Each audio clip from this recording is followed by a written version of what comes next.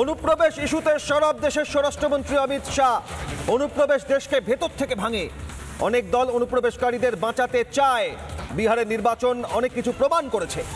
বিহারবাসী অনুপ্রবেশকারীদের চায় না, একজন অনুপ্রবেশকারীও থাকবে না, হুঙ্কার শাহের। অনুপ্রবেশ নিয়ে ফের হুঁশিয়ারি অমিত শাহের। বেছে বেছে তাড়ানো হবে অনুপ্রবেশকারীদের।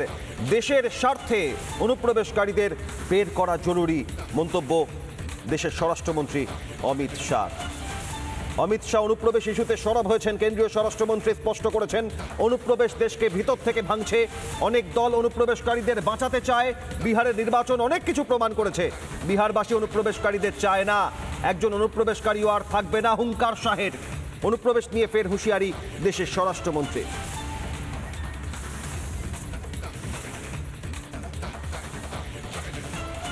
को रोकना केवल देश की सुरक्षा के लिए जरूरी है, देश की लोकतांत्रिक व्यवस्था को प्रदूषित होने से बचाने के लिए भी घुसपैठ को रोकना जरूरी है।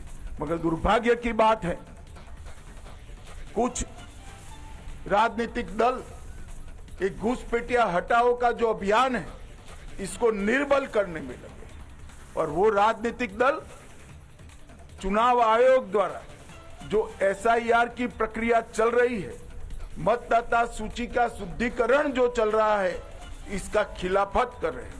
मैं आज इस हीरक जयंती समारोह में बहुत स्पष्ट करना चाहता हूं कि हम इस देश में से एक एक घुसपैठिए को चुन चुन कर बाहर निकालेंगे, ये हमारा प्रण है। मैं आगाह भी करना चाहता हूं उन राजनीतिक दलों को जो घुसपैठियों के संरक्षण में लगे हैं।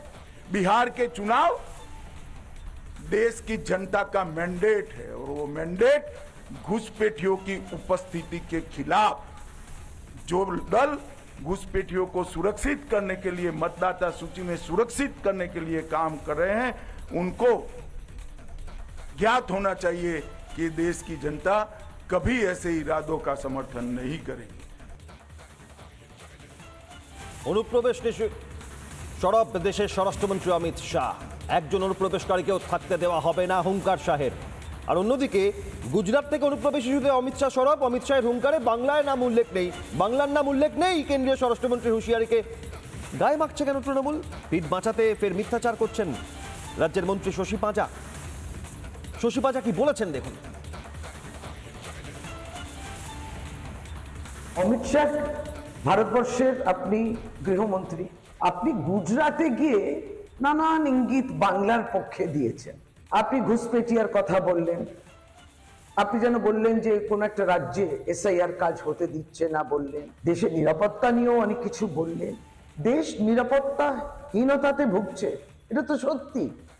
আর যদি আগাম জানা যেত, তাহলে পরে এই আতঙ্কবাদীরা পেহেলগাঁওতে ঢুকে নিহত পর্যটকের এই ঘটনাটা হতো না, আবারও দিল্লিতে এরকম বোম ব্লাস্ট হতো না।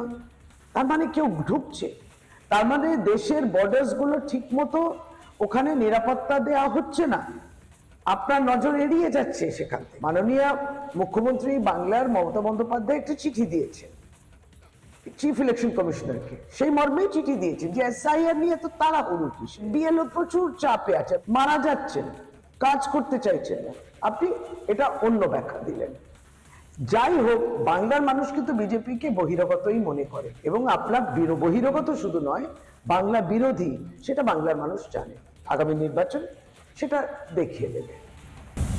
নানা ধরনের কন্টেন্ট দেখার জন্য লাইক করুন, শেয়ার করুন আমাদের ফেসবুক পেজ, সাবস্ক্রাইব করুন আমাদের ইউটিউব চ্যানেল। পাশাপাশি অন্যান্য ব্রেকিং নিউজের জন্য অবশ্যই চোখ রাখুন রিপাবলিক বাংলায়।